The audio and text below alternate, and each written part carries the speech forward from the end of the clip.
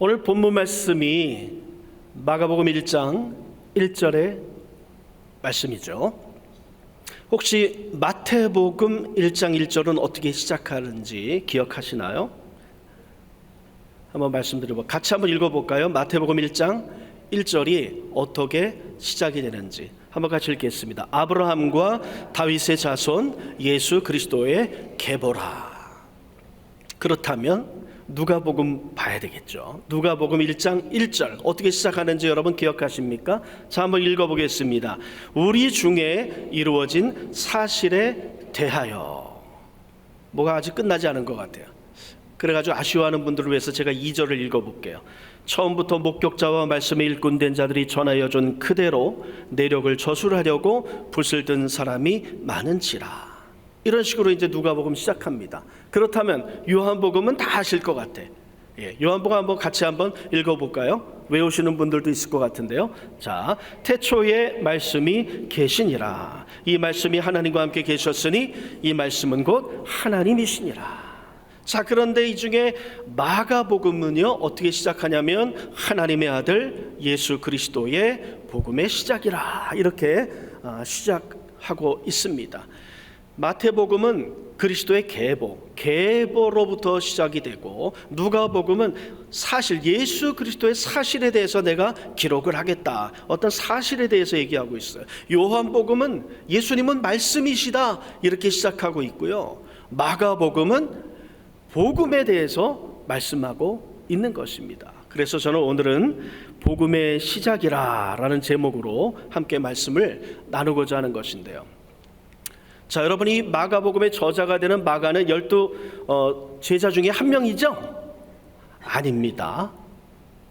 맞나요? 제자입니까? 아닙니까? 아니에요. 네, 이 마가복음의 12명 제자의 그 이름이 올라가지는 않았어요. 여러분이 마가가 누군가 이렇게 기억나시는 분이 있을 거예요. 여러분, 사도행전에 성령의 충만함이 임하였던 장소가 어떤 장소죠? 다락방. 이름하여 마가의 다락방 할 때 이 마가가 마가복음을 기록한 저자인 것입니다.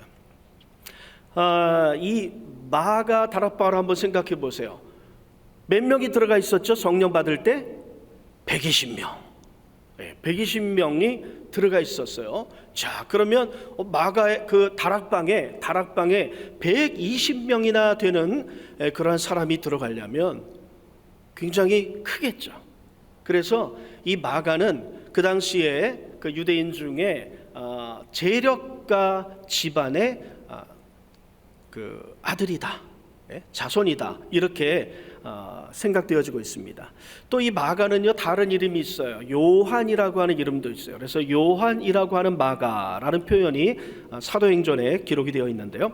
사도행전 13장 5절에 보면 안디옥 교회에서 바나바와 바울을 최초의 선교사로 파송하는 그러한 장면이 나옵니다. 이때 이 바나바와 바울이 누구를 수행으로 두었냐면 이 마가를 수행원으로 두었어요. 이 마가라 하는 요한을 수행원으로 두었습니다. 이 마가는요 누구하고 친척이었어? 누굴까요? 바나바. 이게 무슨 성경 퀴즈 시간 같아요. 바나바, 그 최초의 선교사로 파송되었던 두 명의 인물 중에 하나인 이 바나바의 조카였죠. 생질이었어요. 누이의 아들이었습니다. 자, 그런데 1차 선교 여행을 가는 중에 이 마가가요 도중 탈락을 하게 되었습니다. 끝까지 동참하지 아니하고 도중에 버가라고 하는 그런 지역에 이르렀을 때 그냥 예루살렘으로 고향집으로 돌아오게 되었어요. 그래서 이 신학자들은요 왜 마가가 도중에 돌아왔을까 여러 가지 의견들을 내요. 향수병 때문에 고향을 잊지 못해서 돌아갔다. 이렇게 그때 당시에 이 선교의 여정은 얼마나 험난했습니까? 지금처럼 뭐 비행기가 있는 것도 아니고 배도 뭐 고속으로 가는 거나 고속정이 있는 것도 아니고 육로를 가거나 아니면 배로 갈 때 거친 그런 파도를 만날 수도 있고요. 자, 어쨌든 이 그 밤빌리아라고 하는 동네에서 배를 타고 버가에 도착했을 때 다시 고향집인 예루살렘으로 돌아간 거예요. 자, 그리고 또 어떤 질병 때문에 도중하차했다라는 그런 말을 하는 사람도 있어요. 또 어떤 분들은 아마 이 마가가 부잣집의 자제였기 때문에 고생 한번 안 했던 사람이다. 그래서 이 선교 여행이라고 하는 그 고생길에 나서서 그 길을 겪어보니까 도저히 내가 감당하지 못하겠다 해가지고 소명감이 부족해서 다시 도중 탈락해서 고향으로 내려갔을 것이다. 그 험난한 선교 활동의 여정을 견디지 못했을 것이다. 그리고 그 다음에 계획하고 있는 여정은요, 험난한 줄령과 산들이 있는 그런 여정이었어요. 그래서 그것을 앞두고 아마 이 마가는 포기하지 않았겠는가, 이렇게 신학자들은 또 얘기를 하고 있습니다.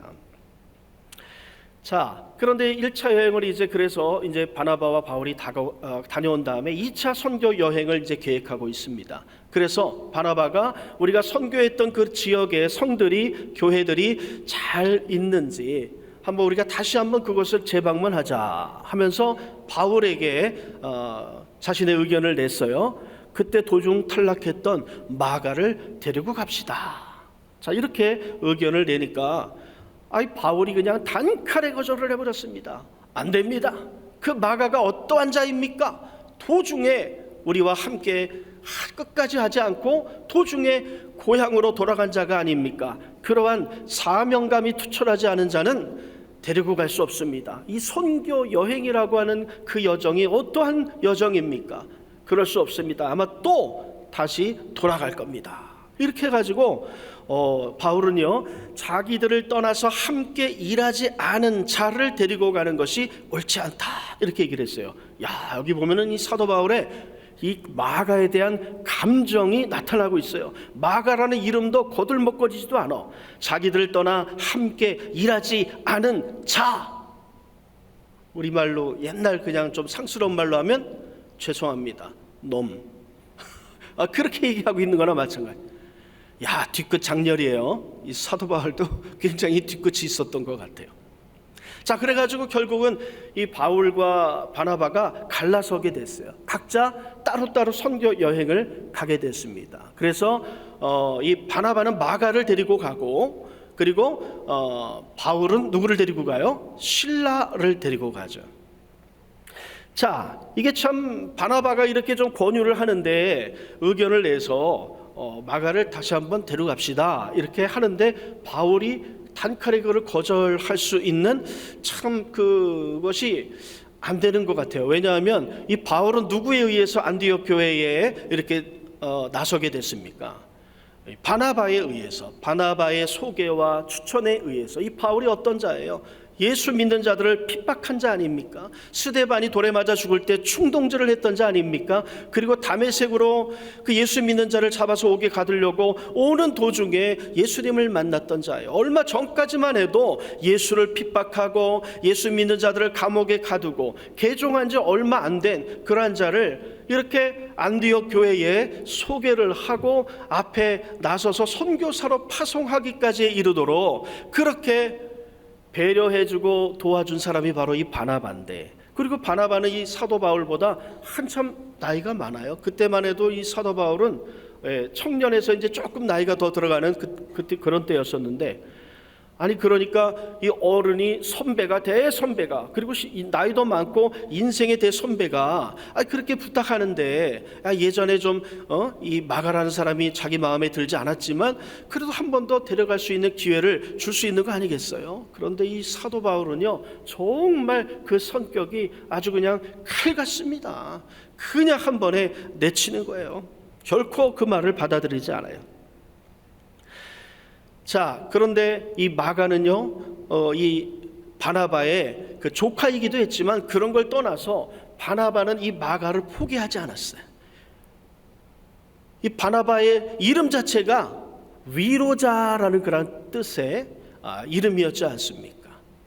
사도 바울은 한번 실수하고 한번 잘못한 사람은 다시는 그 팀에 들어오지 못하도록 완전히 그냥 칼같이 자르고 내치는 그런 성격의 소유자였지만, 이 바나바라고 하는 것은요, 그 인간의 그 실패한 그런 모습들을 보듬고 그를 품에 품고 또 긍휼히 여기고 다시 한번 기회를 주어서 그가 다시 주님 앞에 바로 설 수 있도록 이렇게 이끌어주는 성품의 소유자가 바로 이 바나바였던 거예요. 그래서 이 바나바는 실패한 마가가, 그것도 친척인데, 조카인데, 근데 그런 걸 떠나서 정말 이 한 사람의 인간으로서 실패한 마가를 다시 한번 세워서 정말 주님께 귀하게 쓰임받는 존재가 되었으면 좋겠다 소망하는 마음으로 이 마가를 끝까지 챙겨서 2차 선교 여행에 동행하고 있는 것입니다. 결국에는요, 디모데후서 4장 11절에 보니까 사도 바울이 이렇게 기록하고 있어요. 네가 올 때에 마가를 데리고 오라. 그가 나의 일에 유익하니라. 야, 놀랍지 않습니까? 도중 탈락했던 마가가 이제 나중에 결국에는 이 바나바의 케어로 인하여서 사도 바울, 자기를 내쳤던 그 바울에게 필요한 자다라는 그런 인정을 받게까지 이르게 되었다라고 하는 것입니다. 어떻게 마가가 그렇게 바뀌었을까요? 대사도 바울에게 유익한 자라고 인정함을 받는 존재로 바뀌었습니까? 주님께 인정함을 받는 존재로 바뀌었을까요? 그 옆에 누가 있었기 때문에? 바나바가. 사도행전 11장 24절을 보니까요, 바나바는 착한 사람이요 성령과 믿음이 충만한 사람이라 이에 큰 무리가 죽게 더하여지더라, 이렇게 기록되어 있습니다. 여러분, 이렇게 이 바나바로 인하여서 큰 무리가 죽게 더하여졌다, 이렇게 성경은 기록하고 있어요. 왜냐? 바나바의 성품이 착한 사람이야. 그리고 성령과 믿음이 충만한 사람이었기 때문에 그런 거예요. 오늘날 우리가 교회 안에서 함께 신앙생활을 할 때에요, 이 바울과 같은 사람도 필요합니다. 그러나 저는 개인적으로 생각하기를 이 바나바와 같은 사람이 더욱더 필요하다, 이렇게 생각을 해요. 우리 교회 안에서 함께 신앙생활 하다 보면 우리가 서로 간에 상처를 입고 시험에 들고 그럴 때가 있잖아요. 실수도 하고 실패할 그런 경우도 있습니다. 그러나 바나바처럼 그러한 사람 위로해주고 격려해주고 다시 한번 기회를 주고 다시 한번 그를 끌어주고, 이래서 결국 정말 하나님 앞에 귀하게 쓰임받는 유익한 존재로 이렇게 이끌어주는 그런 사람들이, 바나바와 같은 사람들이 오늘날 우리에게 필요한 거예요. 우리 교회에도 그런 분들이 필요한 줄로 믿습니다. 이 자리에 계신 여러분은 바나바와 같은 그러한 성품을 지니고 그러한 성령과 믿음으로 충만하고 그러한 위로하고 격려하고 긍휼히 여기는 은사로 충만한 여러분 되시기를 주님의 이름으로 부탁을 드립니다. 자, 그런데 그래서 이러한 마가가 성령의 감동으로 기록한 성경이 바로 이 마가복음이고요. 그 1절은 이렇게 시작하는 것이죠. 하나님의 아들 예수 그리스도의 복음의 시작이라. 자, 여러분, 복음이란 무엇입니까? 이게 헬라어로 유앙겔리온 이렇게 얘기하죠. 유황 온천이 아닙니다. 유앙겔리온. 이거는 뭐예요? 좋은 소식, 기쁜 소식이란 뜻입니다.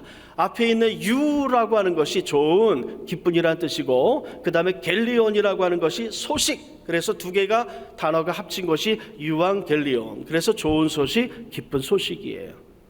자, 그때 당시에 이 마가복음을 기록했던 당시는 로마 시대였어요. 로마 황제가 거의 세계를 지배하던 대제국을 이루어서 거기에 황제가 이끌어 나가는 그런 시대였었습니다.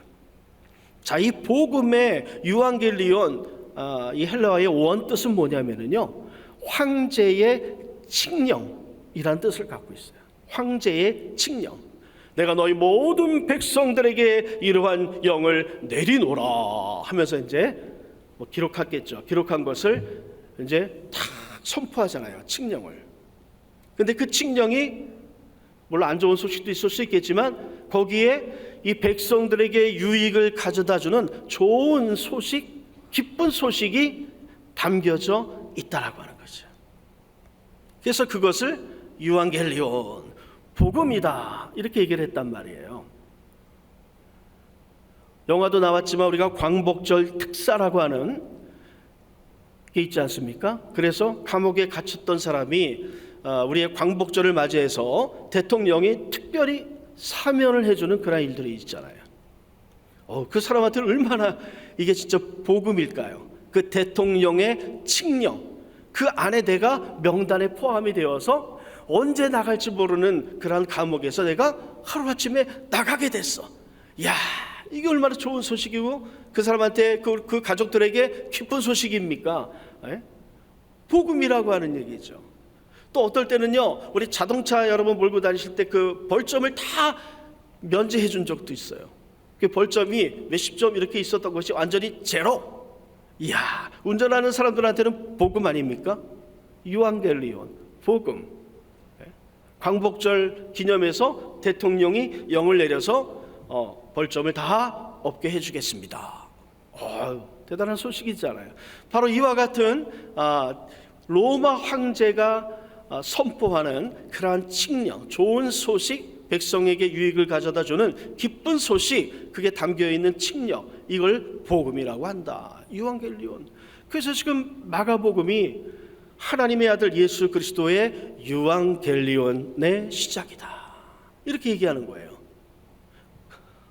이 마가가 감히 황제가 칙령을 내릴 때나 썼던 이 복음이라고 하는 단어, 유앙겔리온이라고 하는 단어를 예수 그리스도에 대해서 지금 쓰고 있다라고 하는 거예요. 그러면 지금 이게 마가가 보기에는요, 이 예수 그리스도라고 하는 사람은요, 최소한 로마 황제와 버금가는 그러한 존재에 있든지 그 이상이다. 근데 그 이상인 거죠. 서두에 그래서 밝히지 않습니까? 예수 그리스도가 누구냐? 하나님의 아들이다.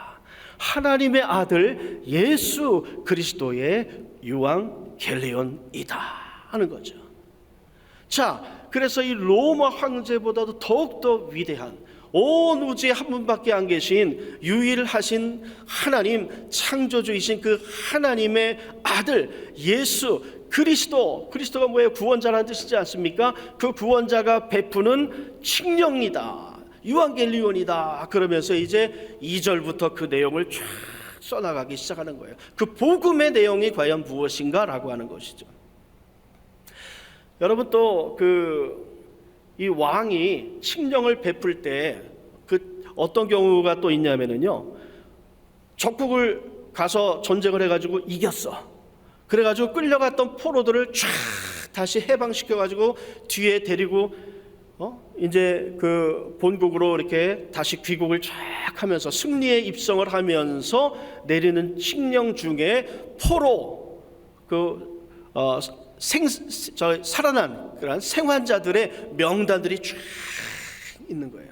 그래서 그걸 보고 이 전쟁에 갔던 내 남편, 내 아빠, 내 아들 그 명단이 있는지 없는지, 죽어서 오는지 살아왔는지 이 백성들이 막 귀를 기울여서 들을 거 아닙니까? 거기에 명단에 만약에 나의 가족의 명단이 있다면 이거야말로 진짜 복음 아니겠어요? 자, 그렇다면 만왕의 왕이신 하나님의 아들 예수 그리스도의 복음, 그 칙령, 그 복음이 담고 있는 내용은 무엇일까요? 그것을 한번 알아보고자 하는 거예요. 먼저 예수의 이름을 통해서 계시된 복음의 내용을 우리가 한번 살펴보기를 원합니다. 마태복음 1장 21절에 한번 보면은요, 이렇게 기록되어 있습니다. 아들을 낳으리니 이름을 예수라 하라. 이는 그가 자기 백성을 그의 죄에서 구원할 자이심이라. 자기의 백성을 그 죄에서 구원할 자다. 예수는 그러한 자다. 구원자다. 우리를 우리의 죄에서 해방시켜 주실 분이시다. 아까 광복절 특세 얘기했지 않습니까? 감옥에 갇혀 있는 죄인을 해방시켜 줄 그러한 존재, 죄의 감옥에 갇혀 있고 사단의 노예가 된 상태에 있는 우리들을 그 죄에서 사단의 권세에서 놓아주어 자유케 하고 해방시켜 주실 그 분이 바로 예수 그리스도라 하는 것이다.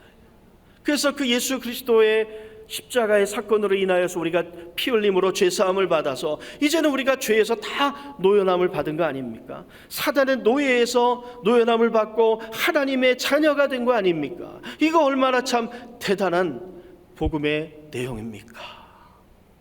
이거 하나만 가지고도 가슴이 뛰어야 되는데 여러분의 표정은 어느 나라 이야기인가? 어느 나라 복음인가? 바로 저와 여러분에게 주어진 복음이다라고 하는 거예요. 자, 그 다음에 또 하나의 이름이 있었죠. 마태복음 1장 23절에 보면은요, 이렇게 기록되어 있습니다. 보라, 처녀가 잉태하여 아들을 낳을 것이요 그의 이름은 임마누엘이라 하리라 하셨으니 이를 번역한즉 하나님이 우리와 함께 계시다 함이라. 야, 하나님이 우리와 함께 계셔. 그 이전에는 하나님이 우리와 함께 하고 싶어도 못 있었어. 왜? 죄가 가로막고 있어가지고요. 하나님은 거룩하신 분이시기 때문에 죄덩어린 우리 곁에 같이 있고 싶어도, 동행하고 싶어도 우리가 가까이 할 수 없는 존재가 된 거예요. 여러분, 목욕 가서 깨끗이 씻고 나오면 지저분한 거 만지고 싶습니까? 지저분하게 막 때가 있고 그런 사람 곁에 가서 있고 싶어요? 하나님은요, 완전한 그 거룩의 완벽체이신데 우리와 함께 할 수가 없어요. 하고 싶어도 거룩하신 속성 때문에. 그런데 예수 그리스도의 죄사함의 그 복음으로 인하여서 우리의 죄가 십자가에서 다 해결되어져서 이제는 하나님께서 우리와 함께 하실 수 있는 그러한 길이 열려진 거예요. 그것을 상징적으로 나타내고 보여주고 알려주시기 위해서 예수께서 인간의 모습으로 이 땅에 태어나셨던 거죠. 그리고 그 예수는 공생애를 시작하면서 이제 사람들 속에 들어가 그들과 함께 거하게 되었다라고 하는 것입니다. 여러분, 이렇게 하나님께서 우리와 함께 하신다라고 하는 것이 의미하는 바가 있어요. 우리는 의인의 자격을 얻었다라고 하는 거예요.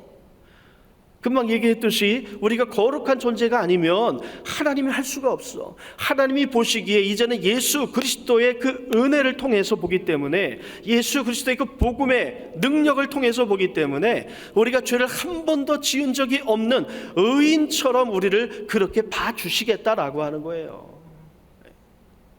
우리의 죄를 기억지 않으시겠다, 이렇게 하신다라고 하는 것입니다. 그렇기 때문에 하나님이 우리를 거룩하게 보시기 때문에 이제는 우리와 함께 하게 되는 거예요. 우리는 하나님 앞에 의인의 자격을 얻게 되는 것입니다. 또 하나, 하나님께서 우리와 함께 하신다는 그 말에 예수 그리스도의 임마누엘이라고 하는 그 이름의 의미는요, 하나님과의 교통과 교제의 길이 활짝 열려졌다라고 하는 것입니다. 여러분, 마가복음 15장에 보면은요, 예수님께서 숨지실 때 성전 휘장이 반으로 쫙 갈라졌다라고 하는 기록이 나와요. 이걸 히브리서에서 이렇게 설명을 하고 있습니다. 히브리서 10장 17절 이하에 보니까요, 또 그들의 죄와 그들의 불법을 내가 다시 기억하지 아니하리라 하셨으니 이것들을 사하셨은즉 다시 죄를 위하여 제사 드릴 것이 없느니라. 그러므로 형제들아, 우리가 예수의 피를 힘입어 성소에 들어갈 담력을 얻었나니 그 길은 우리를 위하여 휘장 가운데로 열어놓으신 새로운 살 길이요 휘장은 곧 그의 육체니라. 휘장 가운데 열어놓으신 새로운 살 길이다. 휘장이 쫙 상징적으로 갈라지면서 우리가 하나님께 나아갈 수 있는 길이 활짝 열려지고, 하나님은 또 우리에게 다가오시는 길이 활짝 열려지게 된 것입니다. 새로운 살 길이 열려지게 된 거예요. 또 임마누엘이라고 하는 그러한 단어, 하나님이 우리와 함께 한다라고 하는 것이 우리에게 주는 유익이 있어요. 그 대표적인 것은요, 바로 우리가 천국을 맛보며 살아갈 수 있다라고 하는 거예요. 마태복음 3장 1절 2절에 보니까 이렇게 기록이 되어 있습니다. 그때 침례 요한이 이르러 유대 광야에서 전파하여 말하되 회개하라, 천국이 가까이 왔느니라. 이렇게 주님 앞에 회개하고 예수라고 하는 우리의 구원자 예수 그리스도를 우리가 믿고 마음에 영접하여 드리면, 그리고 우리의 죄를 자백하고 회개하게 되면 천국이 우리에게 가까이 오게 되어지는 것입니다. 마태복음 4장 17절에도 이렇게 기록이 되어 있습니다. 이때부터 예수께서 비로소 전파하여 이르시되 회개하라, 천국이 가까이 왔느니라. 침례 요한만 그런 말을 한 것이 아니라 이제 예수께서도 그 공생애를 시작하면서 선포를 하시는 거예요. 회개하라, 천국이 가까이 왔느니라. 진짜 가까이 왔잖아요. 예수께서 함께 하시기 때문에 이제 그 예수를 믿고 죄를 고백하고 주님을 받아들이기만 하면 천국이 그러한 자들에게 임하게 되는 것입니다. 여러분, 천국은 어떤 것입니까? 요한계시록 21절 3절 이하에 보니까 이렇게 기록이 되어 있습니다. 내가 들으니 보좌에서 큰 음성이 나서 이르되 보라, 하나님의 장막이 사람들과 함께 있음에 하나님이 그들과 함께 계시리니 그들은 하나님의 백성이 되고 하나님은 친히 그들과 함께 계셨어. 이 천국이 바로 어떤 곳이에요? 하나님이 우리와 함께 하시는 곳. 그 천국이 우리에게 임한 거예요. 우리가 이 세상을 살아갈 때에 아직 천국에 가기 전에 예수 그리스도로 인하여서 하나님이 우리와 함께 하시게 되었기 때문에 천국과 같은 그러한 하나님과 함께하는 은혜를 누리며 살아가게 되어진다라고 하는 것입니다. 또 그것은 어떤 것입니까? 4절에 보니까 모든 눈물을 그 눈에서 닦아주시니 이제는 우리는 눈물이 없는 삶을 살아갈 수 있는 길이 열려진 거예요. 다시는 사망이 없고 이제는 우리를 얽어매는 사단의 권세, 최고의 권세인 사망이라고 하는, 그래서 지옥으로 떨어지게 만드는 그러한 권세가 우리를 주장하지 못하는 삶이 우리에게 펼쳐진 것입니다. 애통하는 것이나 곡하는 것이나 다시는 우리의 슬픔 속에 살아가는 그러한 일이 우리에게는 이제 사라지게 된 거예요. 아픈 것이 있지 아니하니 처음 것이 다 지나갔습니다. 천국이 바로 이러한 것인데 그 천국이 예수 그리스도로 인하여서 우리에게 지금 임하였다라고 하는 것입니다. 그렇기 때문에 예수 믿기 전에 그 처음 것들은 다 지나가고 이제 우리는 새로운 피조물이 되어서 이 천국을 누리면서 살아갈 수 있게 되어졌다라고 하는 거예요. 이게 바로 예수 그리스도의 복음이 우리에게 주는 능력인 것입니다. 자, 그 다음에 예수께서요 침례를 받으실 때 이 침례 받으심을 통해 선포되는 그런 복음이 있어요. 여러분, 예수님께서 침례를 받았을 때 그 예수께서 요한에게 침례를 받지 않습니까? 하나님의 아들이신 예수 그리스도께서 한낱 인간에 불과한 침례 요한에게 가서 머리를 숙이고 침례를 받는다는 거 있을 수 있는 일입니까? 그러나 예수께서 이 일을 행하신 거예요. 왜 일을 행하셨습니까? 여러분, 이 침례의 의미가 뭡니까? 물에 잠길 때 나는 죽는 거예요. 예수 그리스도의 그 은혜로 우리가 죄사함을 받았는데 그 은혜가 있기 전에 우리가 다 이 죄의 그 심판을 받아야 되는 그런 존재였습니다. 그래서 결국에는 멸망할 수밖에 없는 존재였어요. 이 죄의 문제를 누가 해결할 것입니까? 바로 하나님의 아들 예수 그리스도가 해결하기 위해서 이 땅에 오셨다라고 하는 거예요. 그것을 상징적으로 보여주기 위해서 예수께서 침례를 받으시는 거예요. 물속에 잠겨서 모든 인류의 죄를 다 짊어지시고 예수께서 대신 죽으실 것을 침례를 통하여 보여주신 거예요. 그리고 물에서 다시 올라온다라고 하는 것은 부활을 의미하는 거 아니에요? 예수 그리스도와 함께 우리가 다시 살아날 것을, 그리고 실질적으로 십자가의 사건에서 예수님은 모든 피를 흘리고 생명을 버림으로 예수께서 침례를 통하여서 상징적으로 나타내 주셨던 그것을 우리에게 다가오게 해주셨죠. 그리고 무덤문을 박차고 3일 만에 부활하심으로 말미암아 사단의 모든 권세를 깨뜨리고 우리에게 놀라운 살리는 역사, 생명의 역사를 우리에게 가져다 주게 된 것입니다.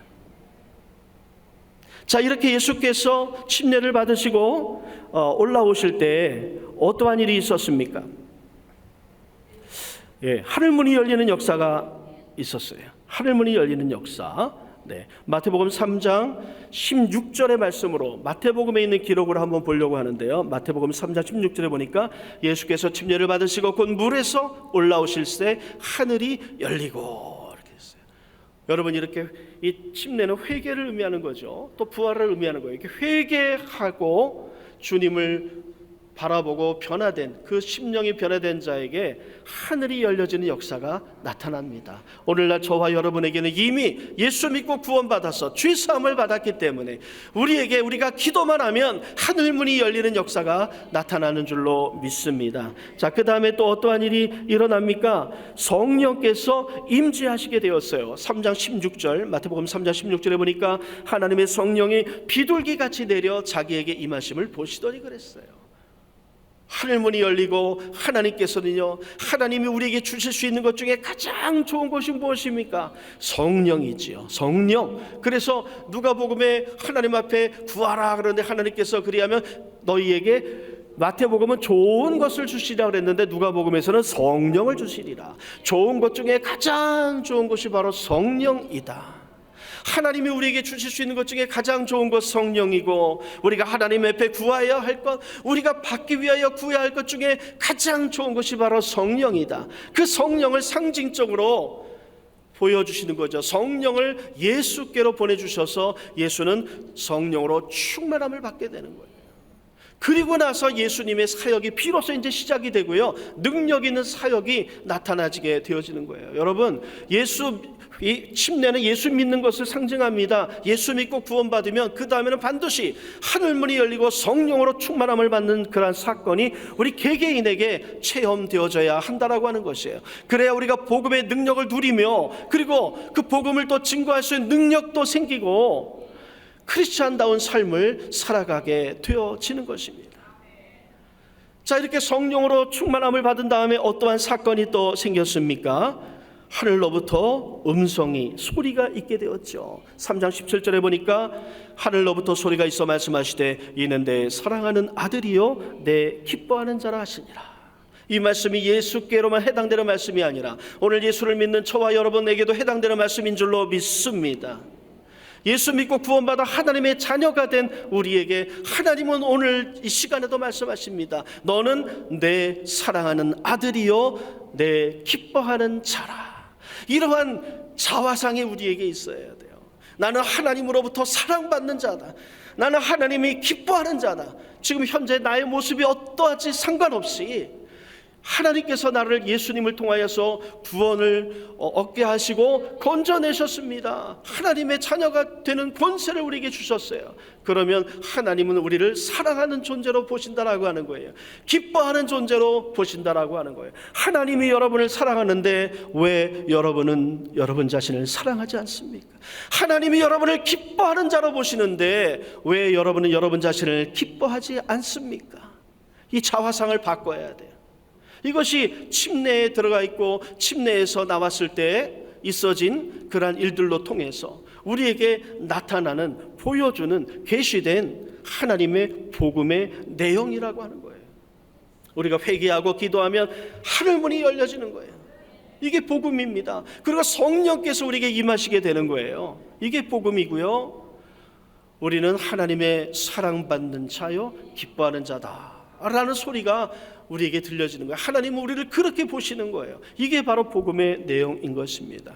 많은 것을 준비했지만 시간이 지나감으로 인하여서 제가 이 말씀만 하고 마치려고 하는데요. 얼마 전에 제가 영상을 보게 되었는데 오늘의 교회 하용조 목사님께서 여의도 순복음 교회 조영기 목사님 초청을 받고 와서 이렇게 말씀을 나눈 그런 영상이 있더라고요. 또 조영기 목사님도 온누리 교회에 가서 또 말씀을 증거하시고 서로 이렇게 교제가 되었던, 교류가 되었던 그 말씀의 내용이었었어요. 그 여의도 교회에 와서 설교하기 전에 이제 그 조영기 목사님께서 4차원의 영성이라고 하는 책자를 보내주셨대요. 그것을 이제 며칠 동안 읽다가 이 하영조 목사님이 어마어마한 통찰력을 얻게 되었어요. 그게 뭐냐?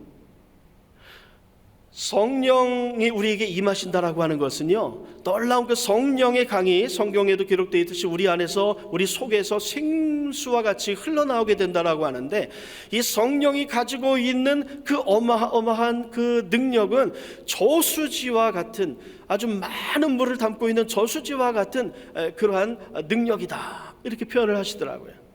저도 그 팔당댐에 가봤는데 아주 참 그 순간에 하나님께서 좋은 찬스를 주셔서 그랬는지 수문이 열리면서 물이 그 수문을 통해서 쏟아져 나오는 그 순간을 포착하게 됐어요. 근데 열리는 순간은 조금씩 나오다가 점점 수문이 활짝 열려지니까 어마어마한 물이 막 폭포수와 같이 쏟아져 나오더라고요. 야, 거기 한번 휩쓸리면 뼈도 못 추릴 것 같아. 막 그런 어떤 공포감을 줄 정도로 큰 막 우렁찬 소리와 더불어서 막 그냥 물 안개가 막 피어나면서 그 물이 그냥 팍 쏟아져 나오더라고요. 자, 이렇게 성령의 능력으로 하나님께서 우리에게 보내주시는 성령의 능력이 우리에게 가까이 와 있는데, 거기에는 계속해서 두 개의 물줄기가 들어오고 있다라고 하는 거예요. 하나는 예수 그리스도의 보혈의 물줄기. 이 보혈은 마귀의 모든 권세를 다 깨트리는 그러한 능력이 있다라고 하는 것이죠. 질병, 가난, 저주, 죄, 이 권세를 다 깨트리고, 또 하나의 물줄기가 있는데 부활 생명의 물줄기. 그래서 폐허가 돼서 다 없어진 이 예수 그리스도의 보혈의 이 물줄기는요, 요즘도 우리가 세계에 전쟁이 있지만 공중으로 막 비행기가 가서 폭격하면 완전히 폐허가 되잖아요. 건물이고 뭐고 그냥 싹 폐허가 된 그곳에 다시 살리는 역사, 건물을 세우는 역사. 그래서 죄에서 자유함을 주고 우리를 의인되게 하시고, 그리고 건강하게 하시고 부유하게 하시고 형통하게 하는 그러한 능력이 바로 예수 부활 생명의 능력으로 우리에게 다가온다라고 하는 거예요. 이렇게 죄사함과 죄의 권세를 다 깨트리는 능력, 보혈의 능력, 예수 그리스도의 부활에 살리시는 능력이 계속해서 그 저수지에는 유입해서 들어오는데, 우리가 그걸 체험하면서 살아가야 되지 않습니까?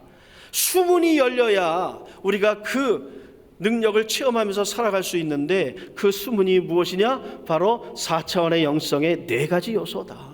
생각의 수문이요, 꿈의 수문이요, 믿음의 수문이요, 선포의 수문이다. 그래서 우리 생각의 수문이 활짝 열려야 된다는 얘기예요. 긍정적으로, 창조적으로 이렇게 할 수 있다 하면 된다. 하나님께서는 못하실 일이 없다. 이러한 생각으로 이 수문이 활짝 열려져야 돼요.